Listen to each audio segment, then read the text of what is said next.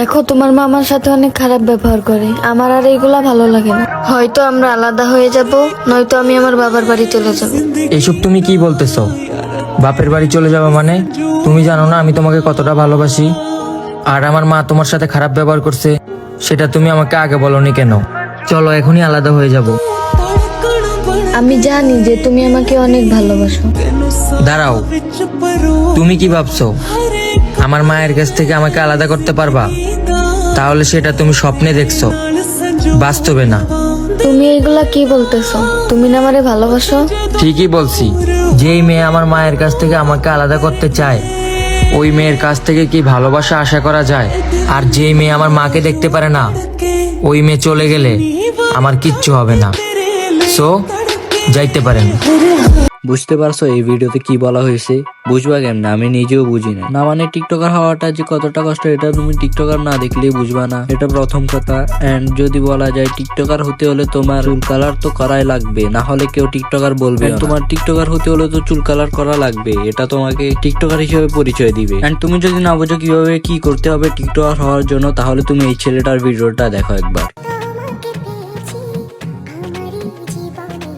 এবার বুঝতে পারছো তো টিকটকার হওয়ার জন্য কি করা লাগবে? ফার্স্ট অফ অল তোমার চুল কালার করা লাগবে। সেকেন্ড, তোমার ক্লাস 4 থেকে 5 এর যে কোনো একটা মেয়ের সাথে প্রেম করা লাগবে এন্ড তাকে নিয়ে ভিডিও বানাতে হবে। আফটার অল তুমি টিকটকার, আর না হলে পরিবারের কোনো মেম্বারকে নিয়ে ব্যবসা করলেও পারো। এইভাবে তুমি একটা টিকটকার হয়ে যাবা এন্ড 2-3 মাস পর তুমি একটা ভাইরাল বোগাচোদা হয়ে যাবা। দেখো, তোমাদের যাদের যাদের টিকটকার হওয়ার ইচ্ছা আছে তারাই শুধু আমার বলা কথাগুলো ফলো করবা, আর যারা নর্মাল মানুষ আছো তারা তোমাদের হালেই থাকো। টিকটকে ইনস্টল করারও দরকার নাই, টিকটক দেখারও প্রয়োজন নাই। আমি জাস্ট কন্টেন্টের জন্য এটা ডাউনলোড করে রাখছি, না হলে আমার এখানে স্টোরেজ খেয়ে ফেলছে অনেক। দেখো, এখন আবার প্রশ্ন উঠতে পারে যে টিকটকের স্টোরেজ হাইস্ট না হলে 100 থেকে 150 MB স্টোরেজ খেয়েছে। দেখো, আমি তোমাদেরকে ওই উত্তরে বলতে চাই, অপ্রয়োজনীয় জিনিসের জন্য 100 MB তো দূরের কথা, 50 MBও আমার ওয়েস্ট মনে হয়।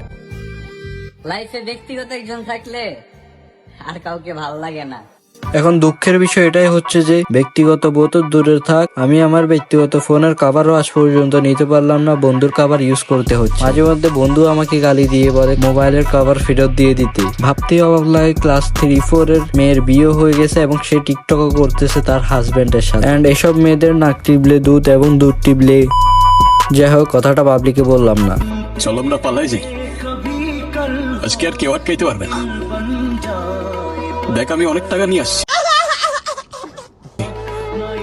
তোর বাবারে ডাক না, তোর বাবার চাইতে অনেক বেশি টাকা আছে আমার কাছে। দেখ, ছোটবেলা পাতা দিয়ে কম বেশি আমরাও খেলছি, বাট ওই সময় আমাদের মাথায় ব্রেন ছিল না দেখে আমরা এগুলা দিয়ে খেলছি। এন্ড হ্যাঁ, অনেক আনন্দও পাইছি। বাট সবাই তোর মতো মানসিক প্রতিবন্ধী হয় না, এই জন্য টিকটক ভিডিও বানাইতেও পারে না। হ্যাঁ, আবার পকেটে টাকা না থাকলে যেরকম পাতা দিয়ে টিকটক ভিডিও বানাতে হয়, ওরকম পকেটে 30 টাকা না থাকলে এরকম 2-1টা কাপল জন্মগ্রহণ হয়। হ্যাঁ, আবার এরকম টিকটকের কাপল গুলাই কদিন ভিউ না পাওয়ার পর কি করবে জানেন? হ্যাঁ, এরকম কিছু চোদমার্কা ভিডিও দিয়ে টিকটকে আবার তার বিজনেস দাঁড় করাবে, এবং এইসব জিনিসকে টিকটকাররা তাদের ভাষায় ভালোবাসা বলে, যেখানে ভালোবাসা কম ভিডিওর ভাইব বেশি আসে। এন্ড এসব ফালতু ভিডিও দেখে ক্লাস 3-4 এর ছেলে মেয়েরাও ভালোবাসার নামে চোদাচুদি শুরু করে দেয়। আমি আপনাদেরকে ভিডিও দিয়ে দেখানোর কোনো প্রয়োজন নাই, হয়তোবা আপনারা নিজেরাও অনলাইনে কোনো না কোনো জায়গায় দেখে এসেছেন। তো সবাইকে অ্যাটলাস্ট একটা কথাই বলবো, টিকটক দেখা তো দূরে থাক, ইনস্টল করারও কখনো চিন্তা ভাবনা করো না, কারণ এসব কন্টেন্ট দেখা এন্ড গাঁজা খাওয়া প্রায় সমান। এন্ড বাদ বাকি যে ভালো কন্টেন্ট গুলো আছে এগুলো তোমরা ইউটিউবে এন্ড ফেসবুকেও দেখতে পারো। এন্ড তার পাশাপাশি যদি ভিডিওটা ভালো লেগে থাকে তাহলে অবশ্যই লাইক সাবস্ক্রাইব করে দিবা, ফেসবুকে দেখে থাকলে ফলো অবশ্যই করে দিবা।